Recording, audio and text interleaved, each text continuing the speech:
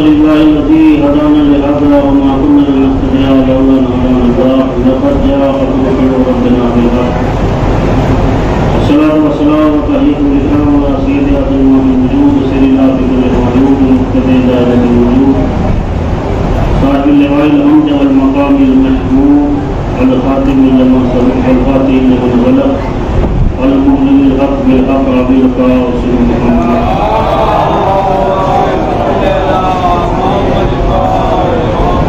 وعلى آله الطيبين الطاهرين المعصومين المظلومين ورحمة الله على أعدائنا أجمعين من يومنا هذا إلى قيام يوم الدين.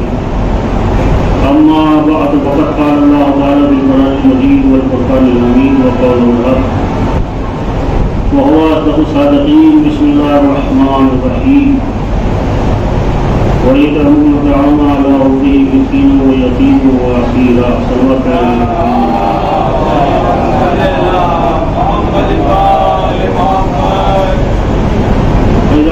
قدر آج کا یہ موضوع مخصوص ہے امیر المؤمنین سے اور آپ حضرات امیر کائنات کی مجلس میں تشریف فرما. یہ وہ امام ہے کہ جس کا ذکر سننے کے لیے آپ آئے ہیں، جس کی محبت کا دعویٰ اور جس کی محبت سے سرکار دل پہلے بھی موجود رہے ہیں اور دعویٰ کرنے والے قیامت تک موجود رہے ہیں. یہ لفظ مبالغہ نہیں ہے کہ آپ اس امام کی مجلس میں اور اس کے تذکرہ سننے کے لیے تشریف فرما ہے کہ جو اپنے ساتھ ساتھ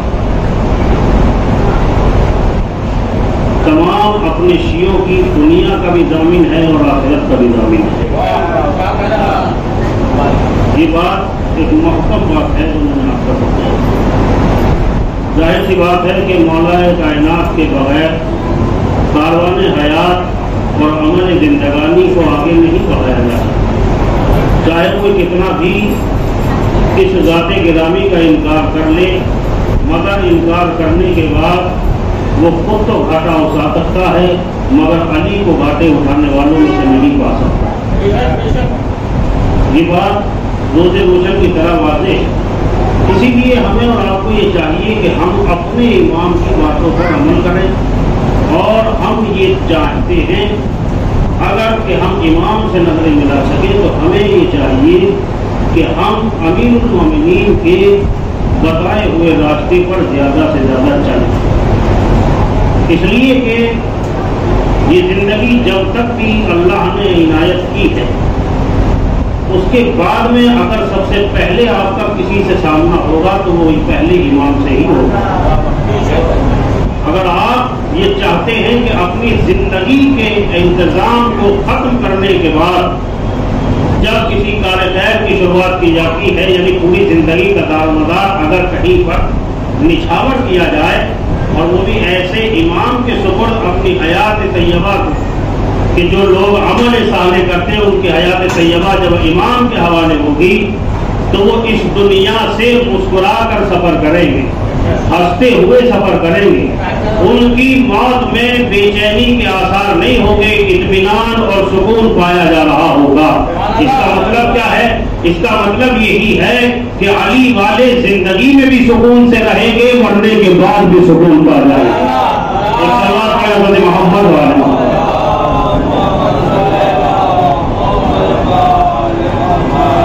دیکھیے بہت سارے باتیں ہیں، ایک مجلس میں یہ ساری باتیں بیان نہیں ہو سکتی ہیں مگر چند نکات ہیں جو آپ تک پہنچانے ہیں امام المومنین کی. اس میں اب دیکھیے یہ آپ حضرات کیونکہ آمادہ ہیں اس لیے جی چاہتا ہے کہ عنوان کی طرف بھی روشنی ڈالی جائے کہ جو پڑھنے بہت ضروری ہے.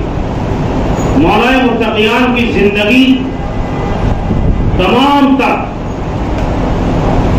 عالم انسانیت کے اور عالم اسلام کے پڑھنے والوں کے لیے ایک بہترین نمونہ عمل ہے. لفظ انسان بھی میں نے قرار دیا اس لیے کہ جو جتنا بھی علی کو سمجھتا چلا جائے گا اتنی ہی اسلام کی حقیقت اس کے سامنے آشکار ہوتی چلی جائے گی۔ یہ واحد بندہ ایسا کہ آپ پوری زندگی میں کہیں بھی رادیان برحق کے قریب اگر جائیں گے یا انبیاء کرام کے اگر قریب جائیں گے تو آپ کو مکمل موضوع زندگی کہیں نظر نہیں آئے گا۔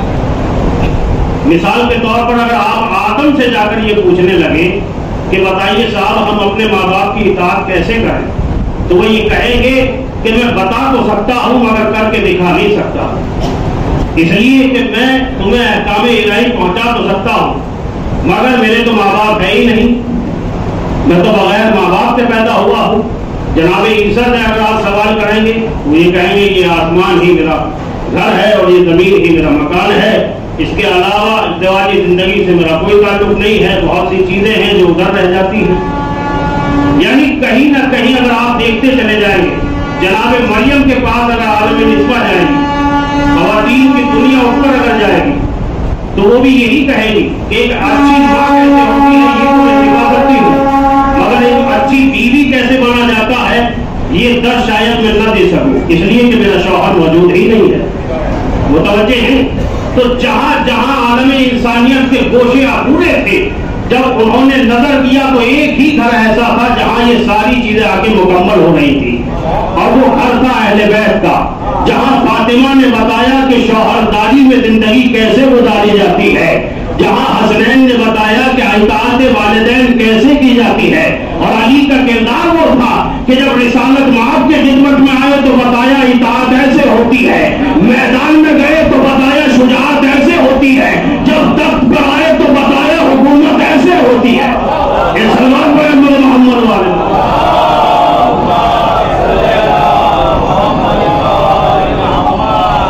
موضوعات بدلتے چلے گئے مگر کوئی گوشہ زندگی علی کی طرز زندگی سے ناشنا نہیں رہا، بہرمند ہو گیا، استفادہ اٹھانے لگا، یعنی سارے گوشے جہاں آ کر مکمل ہو گئے، اس ذات کا نام ہے ذات امیر المومنین۔ لہذا ہمیں اور آپ کو یہ دیکھنا ہوگا کہ ہم جس طرف بھی جا رہے ہیں کیا ہمارے امام ہم سے راضی ہیں یا نہیں ہے، کیا ہم ویسے ہی زندگی گزار رہے ہیں جیسا وہ چاہ رہے ہیں یا نہیں ہے۔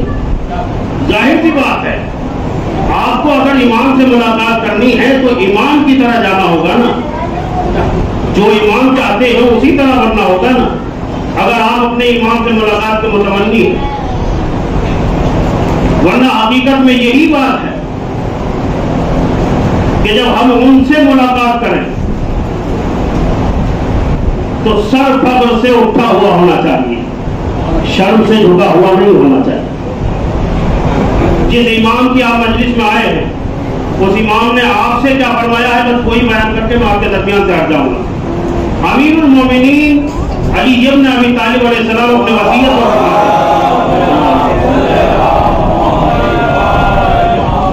علی جیسا امام جب دنیا چھوڑ رہا ہے، جب دنیا سے جا رہا ہے، ضرورت لگ چکی ہے، بستر عدالت پر علی کروٹیں بدل رہے ہیں، اس وقت اگر علی کو کسی کا خیال آ رہا ہے تو وہ شیعہ ہے، شیعوں کا خیال آ رہا ہے، وصیتیں علی کر رہے ہیں، ان وصیتوں میں جب وصیتیں میں آپ کے سامنے عرض کروں گا اور میں تمام کر دوں گا تاکہ آپ کا آنا بھی فائدے مند ہو جائے، اور کوئی بھی اگر ایک عمل کر جائے تو میرا پڑھنا بھی کامیاب ہو جائے گا، آپ کا آنا بھی کامیاب ہو جائے گا۔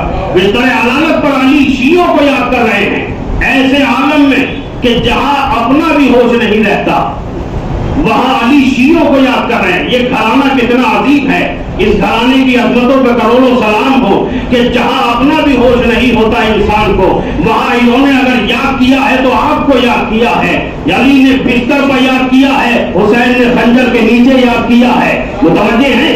یعنی یہ اہل بیت بتا ہی رہے ہیں جب ہم تمہیں مصیبت میں نہ بھول سکے تو تمہیں سکون کے عالم میں کیسے بھول سکتے ہیں۔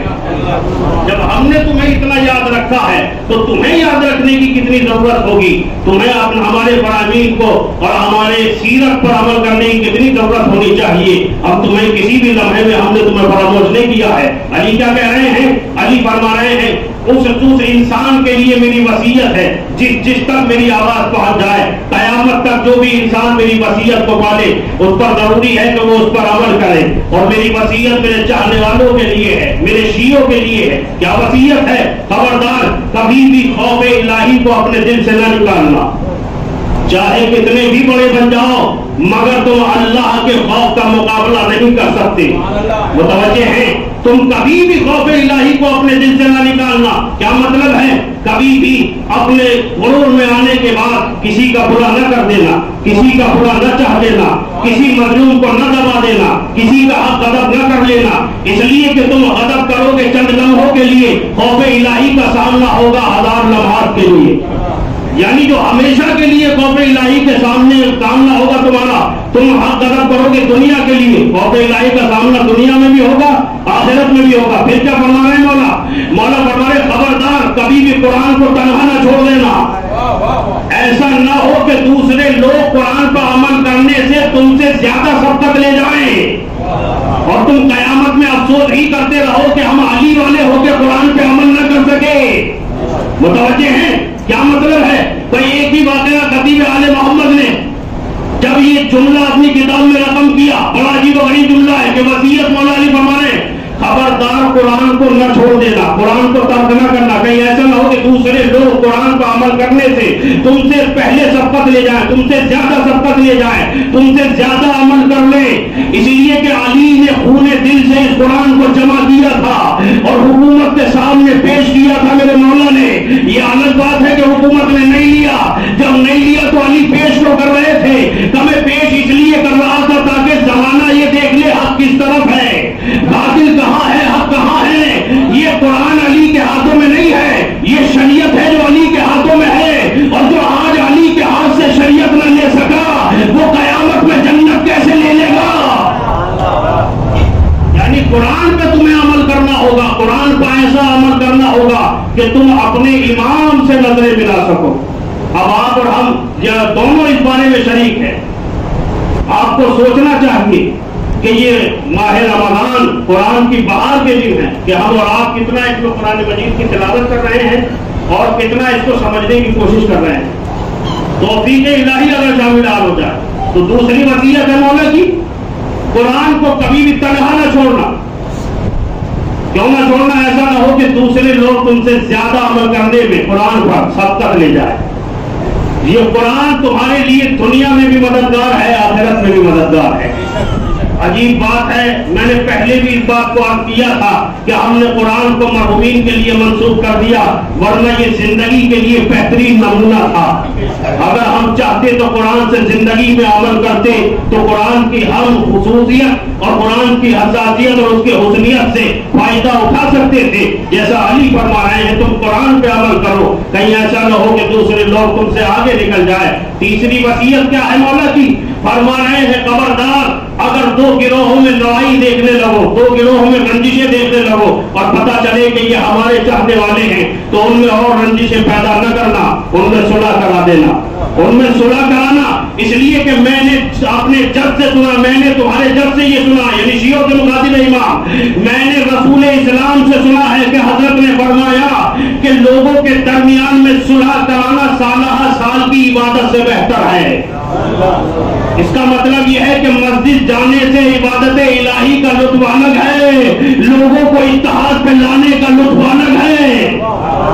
علی یہ چاہ رہے ہیں اگر تم مصلے پر ایک ہو رہے ہو تو تم زندگی میں بھی ایک ہو جاؤ. اس لیے کہ وہ مصلہ اس وقت تک تمہیں فائدہ نہیں دے گا جہاں تم بندگی کی سب میں تو ایک نظر آ رہے ہو مگر دل تمہارے الگ ہے, تمہارے مزاج الگ ہے, تمہاری کیفیتیں الگ ہیں. مولا کیا فرما رہے ہیں؟ خبردار ان کی رنجشوں کو کم کر دینا اور ان میں صلح کرانا. پھر دوسرا جملہ حضرت نے ارشاد فرمایا یہ تم پر میں فرض قرار دیتا ہوں, واجب قرار دیتا ہوں, لازم قرار دیتا ہوں کہ تم آپس میں ایک دوسرے میں انا کی وجہ سے, اپنے غرور کی وجہ سے, خود اپنی تکبر کی وجہ سے ایک دوسرے سے تعلقات کو ختم نہ کر لینا, بات کو نہ بگاڑ لینا, منہ پھیر کر نہ بیٹھ جانا. اگر ایسا کرو گے تو اس وقت دعائیں بھی کرو گے, دعائیں قبول نہیں ہوں گی, مشکلات گھر میں داخل ہو جائیں گی, ہر ایک پریشانیاں تمہیں گھیر لیں گی. کیا علی بیان فرما رہے ہیں؟ بیان فرما رہے ہیں کہ تم میں قرار دیتا ہوں, لازم قرار دیتا ہوں کہ ایک دوسرے سے منہ نہ پھیرنا, کبھی بھی اپنے تعلقات کو ہمیشہ ایک دوسرے سے باہم کرنا, ایک دوسرے سے اچھے بنانا. اور اگر ایک دوسرے سے تعلقات ختم بھی ہو جائیں, خراب بھی ہو جائیں, تو تم پر میں معاف کرنا एक दूसरे को लाजिम करार देता हूँ। ये अली की वसीयत है। इसका मतलब ये है कि हमें खुद समझना चाहिए हम कितने अली वाले हैं और कितना इस वसीयत पे अली के अमल कर रहे हैं। अगर रंजिशें बढ़ती चली जा रही हैं तो इसका मतलब ये है कि नाम अली का है, रास्ता किसी और का है। और अगर रंजिशें घटती चली जा रही है तो रास्ता भी अली का है, हम भी अली के हैं। एक सलमान पढ़े मेरे मोहम्मद वाले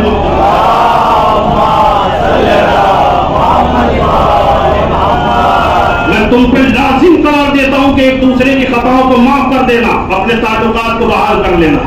इसलिए कि मैं ये नहीं चाहता कि मेरा नाम भी तुम्हारे दिल में हो और तुम्हारे आपसी ताल्लुकात खराब हो रहे हो, तुम्हारे आपसी रंजिशें बढ़ रही हो, ये मैं कभी बर्दाश्त नहीं कर सकता। इसका मतलब ये है कि अगर तुम्हें अपने ईमान को खुश करना है तो पहले अपने रिश्तेदारों में ताल्लुकात को सही करो, अपने दोस्तों में ताल्लुकात को सही करो। कल मैंने बहुत ही अजीब गरीब जुमला पेश किया था। मेरा जुमला नहीं है, आता है मौला है। मेरे पास तो जो कुछ भी आता है वो उधर से आता होती है। मैंने ये कहा था कि अगर हुसैन करबला को सीखना है, समझना है तो दो ही बातों को समझ लो। जो दूर का दोस्त था हुसैन ने उसे खतबेश के करीब बुलाया, और जो करीब का दुश्मन था वो उसे करीब बुला के दोस्त बना लिया। इसका मतलब यह है कि करबला दुश्मनी नहीं सिखाती है, दोस्ती सिखाती है। एक सलमान पर मोहम्मद वाले मोहम्मद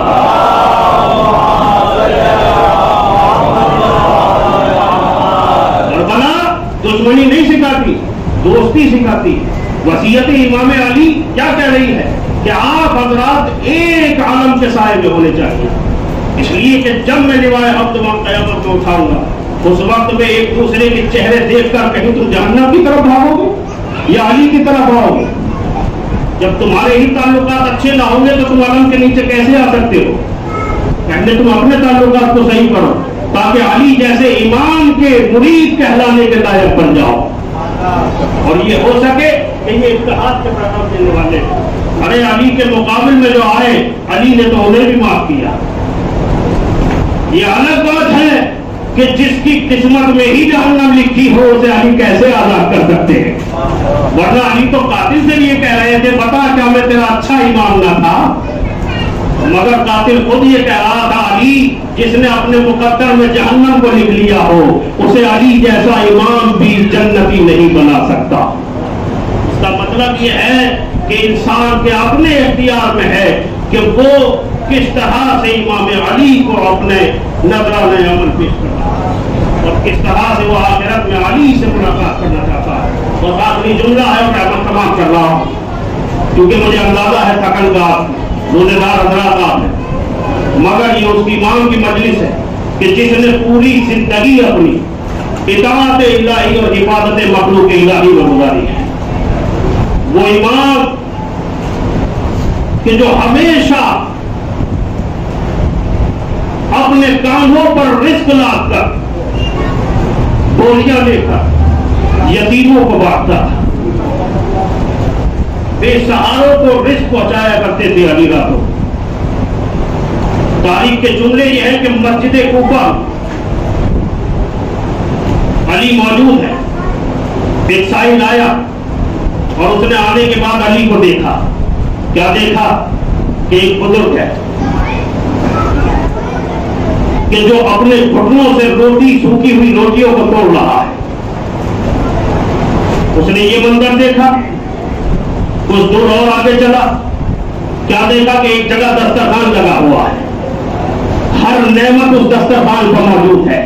ये किसका दस्तरखान है? हसन इब्ने अली का दस्तरखान। जितना खा सकते हो खाओ, जिसके लिए ले जा सकते हो ले जाओ। ये ताक के खुद भी खा रहा है और थोड़ा थोड़ा सा अली को चूंकि देख कर आ चुका है, पहचानता नहीं है कि ये अली है। ये इन्हीं के कर्म का दस्तरखान है, इनकी सखावत का दरिया है जो लुट रहा है। थोड़ा थोड़ा सा रिस्क को इकट्ठा कर रहा है कि इमाम हसन की नजर पड़ गई। इमाम हसन ने कहा कि हम इत्मीनान रखो, हम तुम्हें खाने भी देंगे और ले जाने भी देंगे। ये तुम आखिर रिस्क को छुपा क्यों रहे हो? कि मैं मस्जिद में ऐसे ज़ईफ को देखकर आया हूँ, एक ऐसे शख्स को देखकर आया हूँ जो सूखी रोटियां अपने घुटनों से तोड़ रहा है। इमाम हसन की आंखों से आंसू जारी हुए कि वो मेरे बाबा अली हैं। तड़प के उठा अली के पास पहुंचा, मौला ये फलसफा मुझे समझ में नहीं आया। एक तरफ ये आलम है, एक तरफ वो आलम है, तो हम दोनों ही इमाम हैं, दोनों ही पैगाम दे रहे हैं कि वो गुर्बत नहीं है जो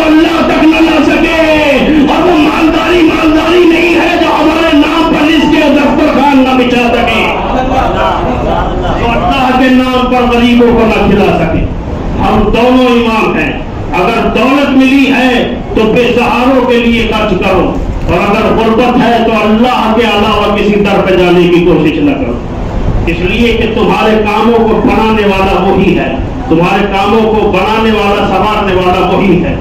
تاریخ کے جملے یہ ہے کہ علی کا کوئی گوشہ ایسا نہیں ہے کہ جو ہدایت سے خالی ہو، ہر ایک پہلو میں ہدایت چھپی ہوئی ہے۔ یہ تو عالم انسانیت کا اتنا امتیاز ہے کہ وہ کس کیفیت اور ظرف سے اور حقیقت سے حاصل کرتا ہے، اور جتنی عقل ہے اتنا لے لیتا ہے۔ یہ وہی امام ہے کہ تاریخ نے لکھا کہ جب آغا امام کے سر پر ضربت لگی ہے، اس وقت میں نہ جانے کتنے گھروں سے یتیموں کے رونے کی آواز بلند ہو گئی، اس لیے کہ آپ پرسان حال جو یتیموں کا تھا وہ دنیا سے جا رہا ہے۔ میں نے چند جملے پڑھے تھے صبح کی مجلس میں، جو ضربت کی مجلس ہوئی تھی، اس سے ہٹ کر چند مسائل کے جملے پڑھوں گا۔ میں یہ نہیں کہتا فضائل آپ کیسے سن رہے ہیں یا کیسے آپ نے سماعت فرمائے، مگر مسائل میں ضرور یہ کوشش کرتا ہوں اور ضرور یہ آرزو کرتا ہوں کہ آپ اگر روئے تو آواز بلند روئے، اس لیے کہ یہاں شرما کے نہیں رونا چاہیے، ایسے رونا چاہیے جیسے امام جعفر صادق کی تمنا ہے، ایسے رونا چاہیے جیسے زینب نے آرزو کی ہے، ایسے گریہ کرنا چاہیے جیسے فاطمہ زہرا کی تمنا ہے، اس لیے کہ اب تک کا دستور یہ ہے۔ آپ کی آوازیں بلند ہو گئی، جزاکم اللہ۔ اب تک کا دستور یہ ہے کہ جب بھی گریہ ہوتا ہے یا جب کسی کے ہاں کوئی موت ہو جاتی ہے تو ہم سب کے سب رومال لے کر آگے بڑھتے ہیں، اس کے آنسو کو پہنچتے ہیں، مگر تاریخ عالم میں یہ پہلا زمانہ ایسا ہے کہ جہاں فرش تم بچھاتے ہو، پرسن لینے والی رومال کو لے کے ایک آدمی کے قریب آ جاتی ہے اور یہ کہتی ہے رونے والے تو نے نہیں دیکھا میرا گھر کیسا اجڑا ہے، تو نے نہیں دیکھا میری پسلیاں کیسی ٹوٹی، تو نے نہیں دیکھا علی کی گردن میں کیسے پھندا لگا، تو نے نہیں دیکھا کہ جلتا ہوا دروازہ کیسے گرا۔ جزاک اللہ، آپ کی آوازیں بلند ہو گئی، اللہ علاوہ پہ رحمت نازل کرے۔ بچن جملے اور رحمت تمام کر رہا ہوں۔ تاریخ عالم اسلام میں 3 سر ایسے ہیں جن پر ضربت لگی وہ اپنی جگہ صرف ہل کے رہ گئے، کچھ نہ کر سکے۔ 3 سر ایسے ہیں جن پر ضربت لگی وہ اپنی جگہ ہل کر رہ گئے، کچھ نہ کر سکے۔ پہلا سر علی مرتضیٰ کا ہے، ظالم نے پیچھے سے ضربت ماری، علی کا سر ہل کے رہ گیا۔ دوسرا سر عباس کا ہے، شانے کٹے ہوئے تھے، عباس کے سر پر پیچھے سے گرد لگا، فوراً طرف کے کہا سلام علیکہ یا آبا حسین۔ تیسرا سر تاریخ میں اس مظلومہ کا ہے جس کا نام لے کر اگر میں اتر آؤں تو مجلس ہو جائے گی۔ تیسرا سر جناب زینب کا ہے، جناب زینب شام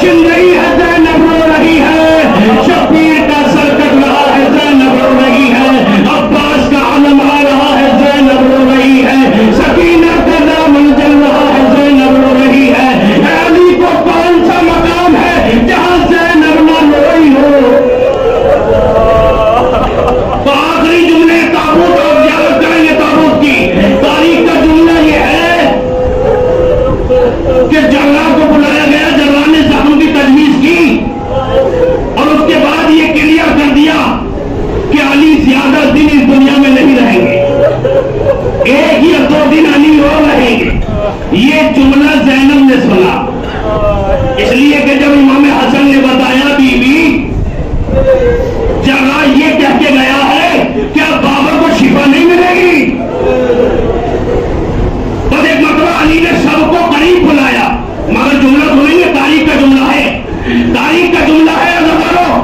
جب یہ خبر جناب ام البنین تک پہنچی کہ جگہ یہ کہہ کر گیا ہے کہ علی اب زندہ نہیں رہ سکتے، تو جناب ام البنین نے بیویوں کو جمع کیا اور جمع کرنے کے بعد کہا تم